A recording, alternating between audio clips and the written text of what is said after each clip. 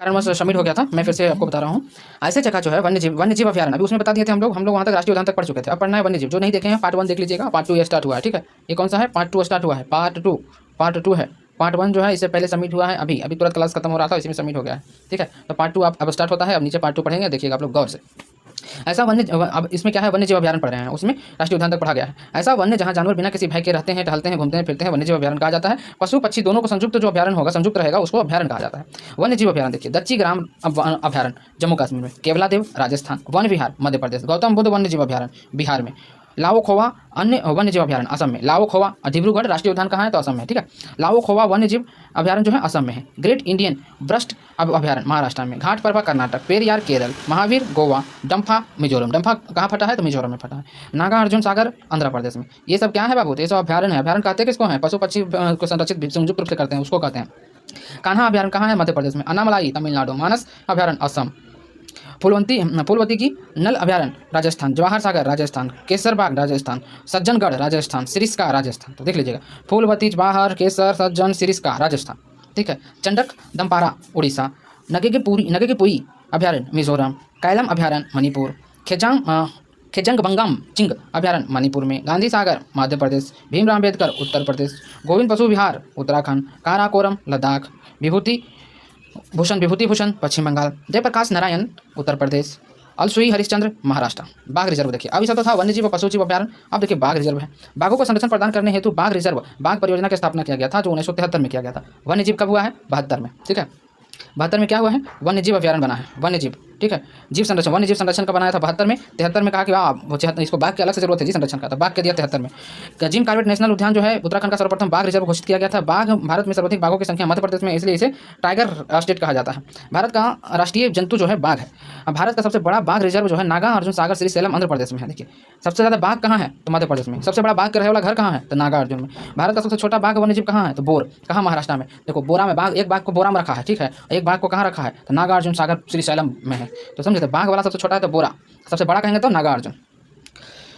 कैलाश खंगला का संबंध राजस्थान के जोधपुर जिले से है। इन्हें टाइगर मैन ऑफ इंडिया कहा जाता है तथा इन्होंने वर्ष 1973 में टाइगर प्रोजेक्ट का नेतृत्व किया था।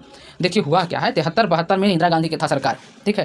तो कैलाश खंगला जो है कैलाश श्रृंखला जो है, इन्होंने बाघ को लेकर गोद में, बाघ के बच्चा को लेकर इंदिरा गांधी की आवाज़ चला गए थे। और वहाँ जाने के बाद जो इंदिरा गांधी को तब सही लगा कि अरे ये तो बहुत ही अट्रैक्टिव है भाई, क्या कर रहा है। तो उसने कहा कि बाघ को संरक्षण करना जरूरी है। बाघ बचाने के लिए कैलाश खंगला को इसीलिए टाइगर मैन ऑफ इंडिया कहने लगे लोग उनको। भारत में देखिए प्रमुख बाघ रिजर्व कौन सा है? कान्हा में बाघ है तो मध्य प्रदेश। देखिए कान्हा, पेच, बांधवगढ़, पन्ना और सतपुड़ा, तो कहाँ है? मध्य प्रदेश में। कान्हा मध्य प्रदेश, पेच मध्य प्रदेश, बांधवगढ़ मध्य प्रदेश, पन्ना का नाम जानते हैं ना, मध्य प्रदेश में है। सतपुड़ा मध्य प्रदेश। पन्ना पे एक गाना भी है, पन्ना की तमन्ना है कि हीरा मुझे मिल जाए, चाहे मेरी जान जाए, चाहे। पढ़ो भाई।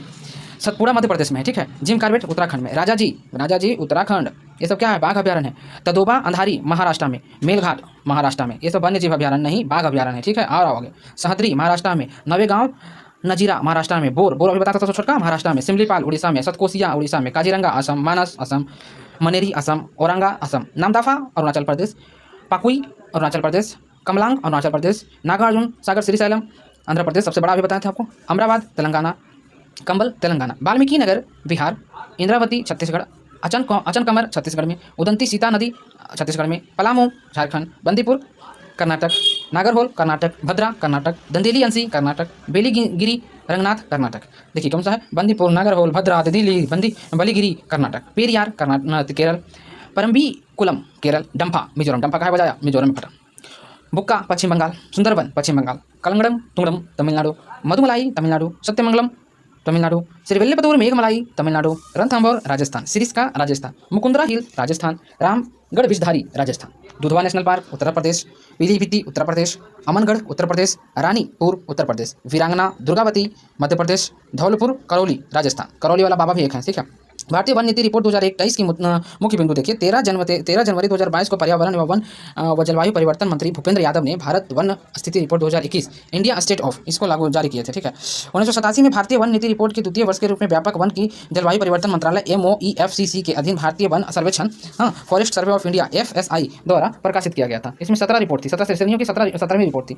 देश की वनावरण एवं वृक्षावरण पूछता है कई रिपोर्ट थी। 2000 कब में हुआ है? तो 2000 ये 22 में किया गया है और 17वां रिपोर्ट सौंपा गया है। आच्छादित कुल क्षेत्रफल जो है 8,09,537 वर्ग किलोमीटर में। कुल भौगोलिक क्षेत्रफल का 24.62% है। भारत में अभी कितना चाहिए था? 33% चाहिए था हम लोग को। भारत में भौगोलिक क्षेत्रफल का वनावरण 7,13,789 वर्ग किलोमीटर है, जो भारत के क्षेत्रफल के 21.71% है। ठीक है, ये किसमें है? भौगोलिक क्षेत्र का। कुल भौगोलिक क्षेत्र का 24% था वो। ठीक है, भारत में भौगोलिक क्षेत्रफल में वनावरण की दृष्टि से देखिए कितना हो जाता है, तो 95,748 वर्ग किलोमीटर में, जो भारत के कुल क्षेत्रफल का 2.91% जो है वनावरण क्षेत्र है भौगोलिक का। भारत वन नीति रिपोर्ट 2021 के अनुसार 2019 के अलंकृत में तुलना में देश में कुल वनों की आवरण में 2,261 वर्ग किलोमीटर में वृद्धि हुई है। इसमें वनावरण क्षेत्र में 1540 वर्ग किलोमीटर और वृक्षावरण क्षेत्र में 721 वर्ग किलोमीटर फैली हुई है। वनावरण देखिए, वृक्षावरण दोनों अलग अलग बातें हैं। ठीक है, इस रिपोर्ट के मुताबिक 17 राज्य तथा अन्य केंद्र शासित प्रदेश 33% वनों से अधिक भौगोलिक क्षेत्र में वन आच्छादित है। देखिए 17 राज्य इससे अधिक जो है 33% वन को फुलफिल करता है। वन क्षेत्रफल में सर्वाधिक वृद्धि करने वाला राज्य जो है तेलंगाना, आंध्र प्रदेश, तेलंगाना, उड़ीसा, कर्नाटक, झारखंड।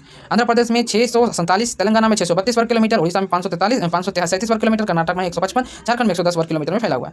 सर्वाधिक वनावरण क्षेत्र वाले राज्य देखिए कौन सा है? मध्य प्रदेश 77,493, अरुणाचल प्रदेश 66,431। देखिए इसमें कितना 10,000 के डिफरेंस है, 77,000 66,000। छत्तीसगढ़ में 55,717, उड़ीसा में 52,156, महाराष्ट्र में 50,798। अब देखिए आज रखना बहुत आसान हो गया है। मध्य प्रदेश में 77 है, अरुणाचल प्रदेश में 66 है, छत्तीसगढ़ में 55 है, उड़ीसा में 52 और महाराष्ट्र में 50। ठीक है, न्यूनतम वनावरण वाला क्षेत्र देख लीजिएगा। पहला हरियाणा 16,003 वर्ग किलोमीटर में, पंजाब 18,047, गोवा 22,044, सिक्किम 33,041 वर्ग किलोमीटर में। सर्वाधिक प्रतिशत में वनावरण वाला क्षेत्र राज्य कौन सा देखिए? मिजोरम 84.83%, अरुणाचल प्रदेश 79.33%, नागालैंड 76.00%, मणिपुर 24.34%, मेघालय 23.90%। न्यूनतम प्रतिशत में वनावरण वाले राज्य देखिए कौन सा है? हरियाणा 3.63%। कितना कम है समझ लो। महाराष्ट्र 3.67%, राजस्थान 4.87%, उत्तर प्रदेश 6.15%। इस तरह से वन इसके पास है। ठीक है, अब चलिए और आ गई है। यहाँ देखिए दादर नगर हवेली में देखिए सर्वाधिक वन क्षेत्र में वनावरण वाले केंद्र शासित प्रदेश देख लीजिए। दादर नगर हवेली 21,387, जम्मू कश्मीर लद्दाख 22,000 माने 2,272, चंडीगढ़ 247, दिल्ली 195, दम वन है ही नहीं, यहाँ पेड़ पौधा उखाड़ के फेंक दिया था। पुदुचेरी 53 वर्ग किलोमीटर में, लक्षद्वीप में 27 वर्ग किलोमीटर में, और अंडमान निकोबार 22 वर्ग किलोमीटर में फैला हुआ है। इसमें तो वन है ही नहीं, सब जिंदा रहेगा आगे चल के। देखते हैं क्या होता है इन लोग का। 75% से ज़्यादा वन क्षेत्र वाले राज्य जो है केंद्र शासित प्रदेश में क्या क्या है देखिए? लक्षद्वीप, मिजोरम, अंडमान निकोबार, अरुणाचल प्रदेश और मेघालय। ये सब जो है ना 75% से अधिक वन वाला है। 33 से लेकर 75 के बीच में फॉरेस्ट कवर करने वाला जो केंद्र शासित प्रदेश देखिए 12 राज्य आ जाता है। ठीक है, अभी बोले ना 17 राज्य है जो फुलफिल करता है 33% वाला। मणिपुर, नागालैंड, त्रिपुरा, गोवा, केरल, सिक्किम, उत्तराखंड, छत्तीसगढ़, दादर नगर हवेली और दमन दीव, असम, उड़ीसा में ये सब 33 से लेकर 75% वन बीच है। मैंग्रोव देखते हैं। मैंग्रोव देश के कुल मैंग्रोव वन तटीय वन 4,992 वर्ग किलोमीटर में।